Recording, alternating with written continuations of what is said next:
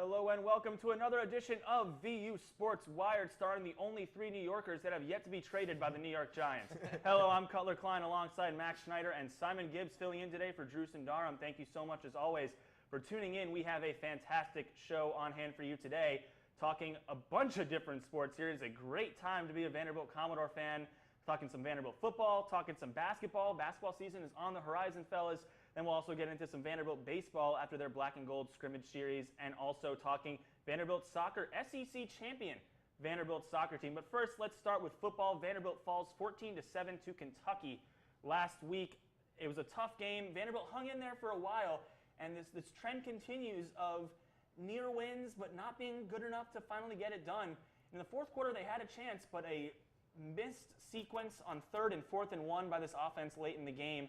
Two similar play calls, two stuffed play calls on short yardage plays. On top of that, how much of this loss was really on the coaching staff? Because in my opinion, you see the players have the talent to get it done. It structurally wasn't there. Yeah, I think a lot of it has been on the coaching staff, and I think that's been a season-long problem, but I think we saw a lot more of it this past week against Kentucky. Again, this has been the theme for this team all year, not converting chances to score points. And when you get in the red zone, when you get in opposing territory, you have to materialize those drives into points, into field goals, into touchdowns, take the points when you get them, and Vanderbilt wasn't able to do that. I mean, we saw it again in the first half. 2 quick turnovers by Kentucky to start this game, and only one of the times Vanderbilt's able to score. You need to be able to put points on the ball, points on the board when teams turn the ball over in their own territory. I think that's been a problem. And then you mentioned it, the play calling. 2 identical play calls when you need 1 yard. I don't know why. Vanderbilt doesn't seem to like sneaking the ball with Kyle Shermer. I've never understood this. On a 3rd and 1, 4th and 1, you need 1 yard, and you're telling me that you don't have enough faith in your offensive line that Kyle Shermer can sneak it for a first down? That's troubling, and I think there's been problems with the play calling for the most part on the offensive side of the ball. Kalijah Lipscomb, again this week, not very involved in the offense. I continue to not understand that lack of involvement. So when you look at the past couple weeks, I'm not going to pin this on all 3 levels of coaching. A lot of it, I think, goes on Andy Ludwig and this offense, because I think this offense is very, very talented. We see it in every single position group, and we just don't see that production to match. I think a lot of this game was on Ludwig. I mean, that play calling, as Max said, is unacceptable. You can't be going for the same play back-to-back on 3rd and 1 and 4th and 1, hoping to get that extra yard for the first down. As crucial as it was for Vanderbilt to score, I do support the decision, at least there, to not kick a field goal, especially after a missed 31-yarder just a couple quarters ago. That said, I think that one time they did attempt the field goal, they could have very well went for it. I mean, that was the one time, as Cutler had said earlier, where the wind was blowing the wrong way. You would not want to kick the field goal in that situation. And the wind was very strong in this game. I mean, again, 3rd and 1, QB sneak with Kyle Shermer. If they happen to drive down the field, they were already pretty close to the red zone, score a touchdown, it's a totally different ball game. Then they could settle for the field goal later on in the game. So I think that there were 2 missed play calls, one early on in the game on 3rd and 1, and then one later on in the game on 4th and 1. It just comes down to conversion. And Derek Mason said that he had the utmost faith in Tarver's play call. I don't really see that as being the best call in that situation. Oh, Ludwig made the absolute wrong call there. I don't think there's any disagreeing with that. I don't think Mason's going to throw his coordinator under the bus, certainly with that. But I mean, the frustrating thing about it is that it's not like this offense is vanilla through 4 quarters like it was on that drive, at least at the end of it. You saw them call plays that make things happen. You saw screen plays to Jamari Wakefield. You saw end-arounds with Javion Marlowe. You saw some really great routes. You saw Kyle Shermer roll out of the pocket and step into throws. You saw 2 things throughout most of this game. One, you saw that Vanderbilt has playmakers that can get things done. Kyle Shermer made some elite throws in that game in some really driving, windy conditions. Then you also saw that there are some unique play calls that can be had there. But that's what makes it even more frustrating, that they can't translate it into these key situations. And do you make a lot of Mason vehemently defending that play call? I don't put too much into it at this point in time, because you've seen him kind of subtly criticize it before. When earlier on in the season, after the TSU game, Derek Mason pretty adamantly expressed his frustration that Keyshawn Vaughn wasn't getting the lion's share of carries. When I asked him about that, he said, you got to talk to Andy Ludwig. I don't know. That's what he's doing. And then lo and behold, before he got hurt, Vaughn becomes the workhorse of the offense, and he likely will be again this weekend at Arkansas, assuming that he is healthy. But do you make a lot of Mason trying to stick up for his offensive coordinator? Well, personally, I don't really make much of it, but the thing I will make a point of is Mason saying that because he said this was the best play, this is the best play. I mean, just look at what they ran the play before. I don't think most coaches would say that that was the best play. And to say that you were on board with that play call is a little worrisome to me, but at the same time, you can't blame the offensive coordinator for everything that happened that game. I mean, I do think there were mistakes in the play calls, and some of it might have been on him, but as you said, Mason's not going to throw him, under the bus in the spotlight. Well, I think Mason does deserve some of the blame, too. It's not all Ludwig. Right. And I think a large part of this is we've seen this week after week now, is that Vanderbilt comes out flat in the second half. And when you're a football coach, a lot of this is game preparation. A lot of your job is those 6 days leading into Saturday. But a lot more of your job is being able to make decisions on the fly, being able to manage the clock. And I think that's been the aspect of the game that Mason struggled. I think this team's prepared for every week. I don't think I've seen Vanderbilt too often come into a game this season and look at them and say, this is a team that's not prepared. Because I think they are. We see that the way they start games. We've seen it 2 turnovers early against Florida, against Kentucky. They start games fast. They know how to create turnovers. They know how to put themselves in position to score points. The preparation aspect is fine. It's that in-game decision-making, that coming out of the locker room, one coach is going to beat the other coach there, and Mason's continuously lost that week after week. Vanderbilt always gets outscored in the second half. It was the most prevalent last week against Florida, and it's not just that they're being outscored, it's that they're not correcting the problems that they're noticing in the first half. You had to notice watching that Kentucky game in the first half that this is a team that's not going to throw the football. Under any circumstances, they are not going to throw the football. So why in the first drive of the third quarter am I not seeing 8 in the box? I don't understand that. Force Terry Wilson to throw the ball. He completed 3 passes all game for 18 yards. They're not playing Navy. Like, it's Kentucky. This is a real football team. So you need to adjust. You need to stack the box. They didn't do it against Florida, and they didn't do it against Kentucky. I would say that Benny Snell Jr. obviously had a great game.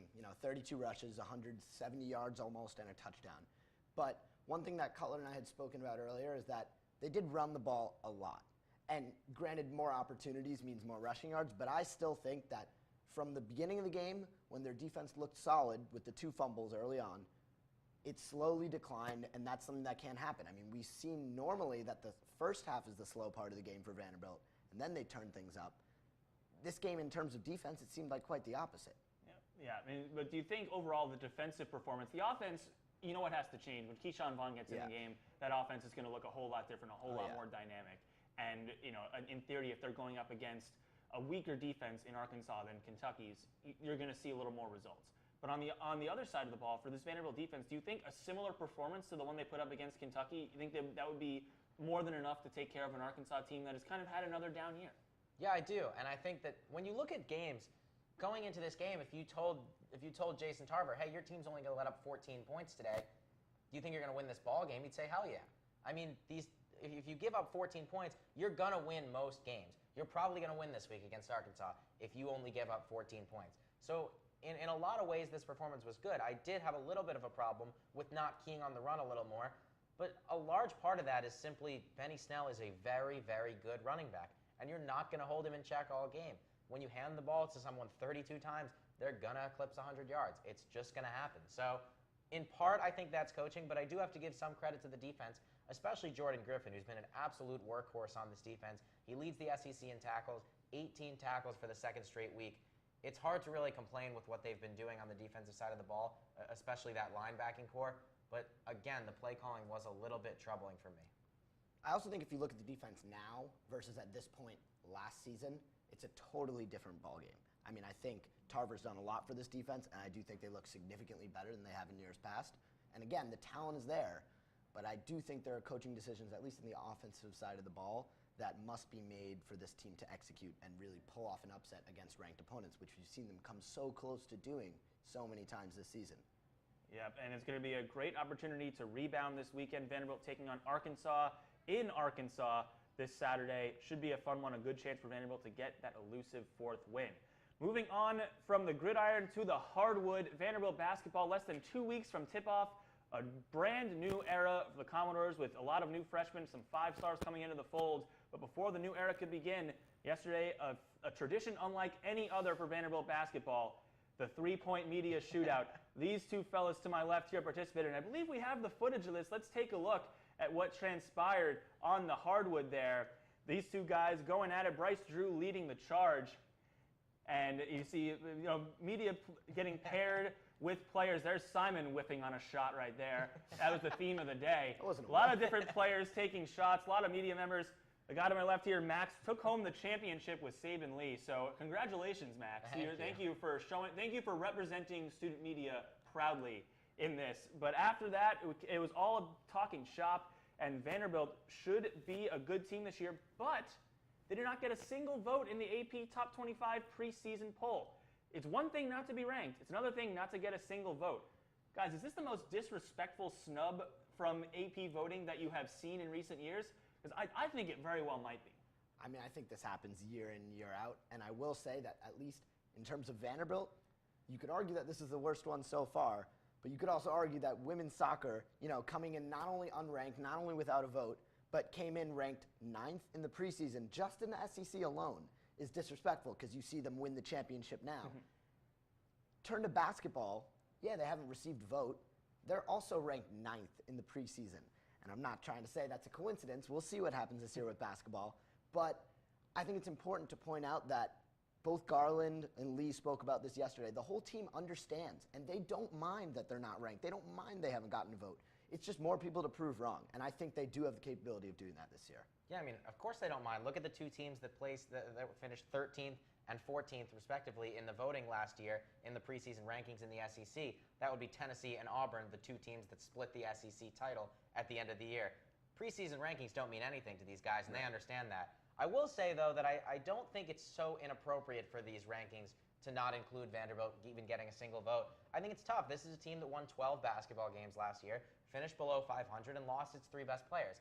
They're getting a lot of freshman talent, but it's hard to necessarily believe that 2 guys or 3 guys coming in are going to take the place of those 3 and turn this from a 12 and 20 team to a 20 and 12 team, which even then would be a fringe top 25 team. So I do believe that this Vanderbilt team has all the potential in the world to be a top 25 team, but I understand voters having a little bit of hesitancy going into the season, not wanting to place too much on the shoulders of these guys. I mean, LSU is a team that also had two top 20 recruits, I believe, 21, coming into the season in Naz Reid and Emmett Williams. They had their best player returning. They have 2 other 4-stars, and they just slipped in the top 25. So it's not easy for everyone to make it. Some teams are going to feel snubbed. Vanderbilt feels a little bit snubbed for not getting any votes, but I wouldn't place all the blame on voters. Yeah, and I think another thing that's important to point out is that while this team has a lot of potential, right now it's all untapped potential, and we don't even know what the starting 5 is going to be. I mean, really just Saban Lee,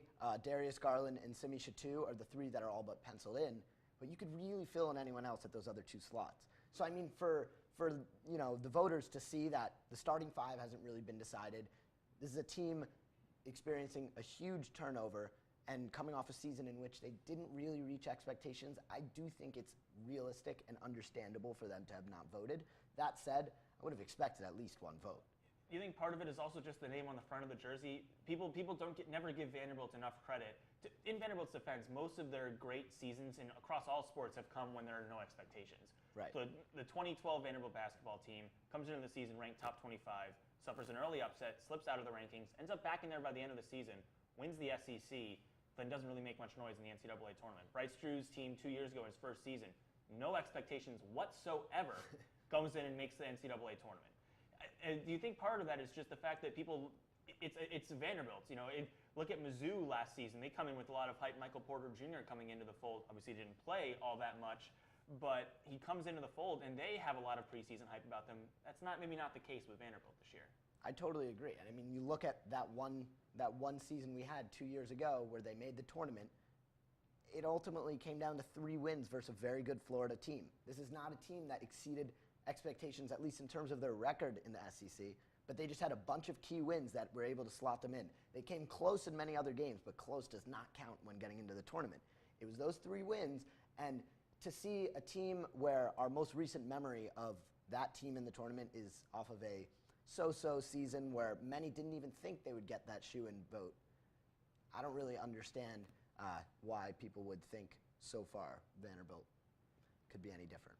Yeah, I think a little bit of it is the disrespect in the name on the front of the jersey. I think Vanderbilt's a small school in a conference that might be a little big for them in some sports, football being one of them, as we just spoke about. But this is a team that does exceed expectations kind of year after year in sports really across the campus.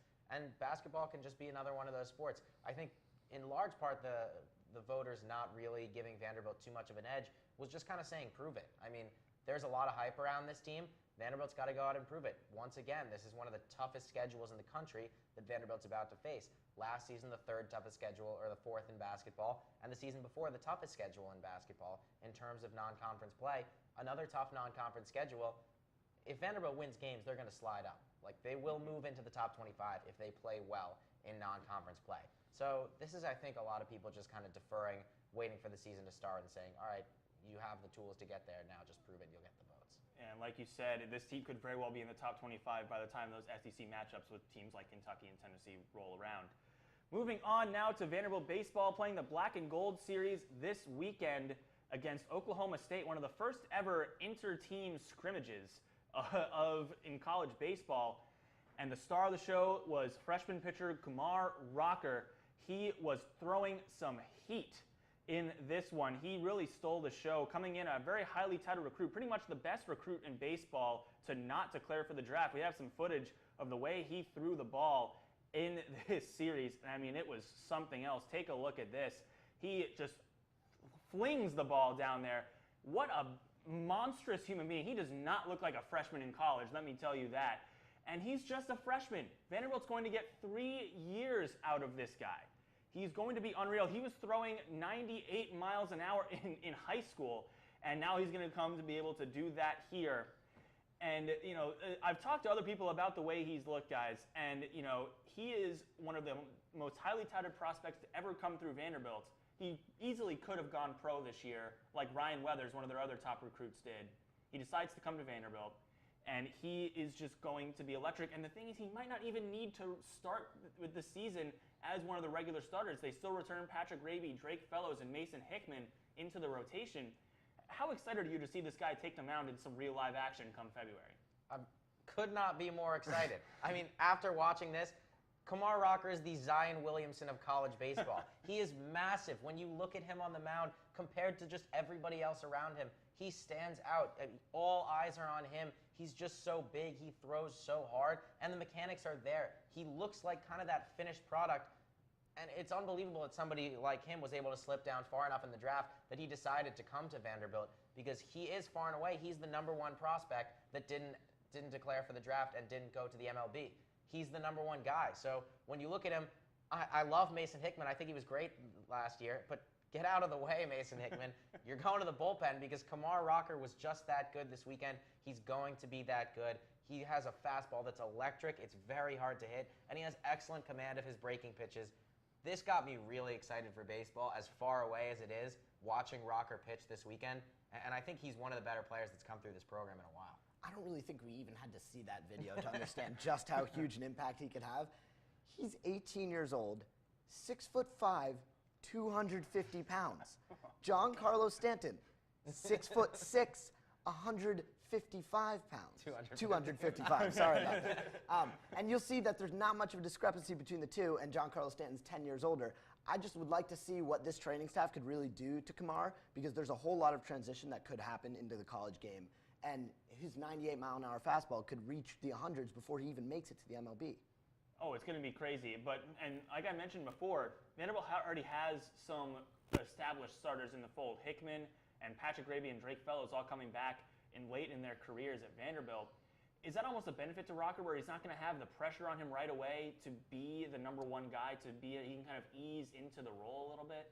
I think that's what makes this baseball program so special. I mean, year in and year out, there's so much talent, there's so much veteran talent that they could really mentor the freshmen and ease them into the role, teach them the ropes, and there is a transition from high school baseball to college baseball, and having older guys that A, know their way around the field, and B, are very talented and can serve as a perfect transition for you to get playing time is, I think, really perfect.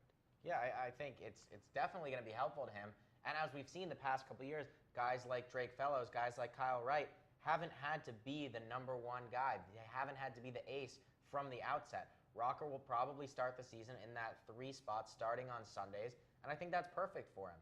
He's going to go up against other pitchers that are the #3 pitcher on their team. He doesn't have to go out and face the Brady Singers of the world every day on a Friday. He just doesn't have to do that because of the luxury Vanderbilt has to have a junior pitcher like Fellows who's been there, to have a senior pitcher like Raby who's been there. I do believe that as this season goes on, by the end of the season, he will emerge as the #1 pitcher on this team. I think his talent is just so immense, and he will surpass those guys. But in the short term, I think it's perfect for him to have guys who have been there, who can kind of show him the ropes, where he doesn't have to be that Friday starter. Yeah, you have a really elite freshman class outside of Rocker as well. Couple that with a great class from last year and a lot of established veterans as juniors.